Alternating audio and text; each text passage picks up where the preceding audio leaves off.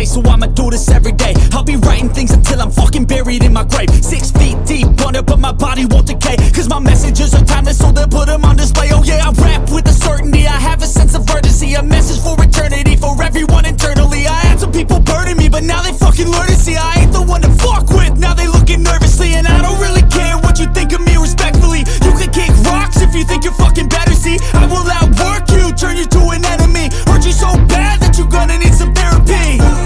I got the motherfucking recipe, I've been cooking up hits, I'ma leave a legacy. You'll be looking small when you're standing right next to me. I'm 5'10", bitch, but I'm 10 feet mentally. I don't give a fuck what you say, yeah, I'ma do shit my way.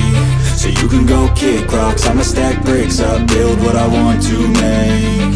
Cause I don't give a fuck what you say, yeah, I'ma do shit my way.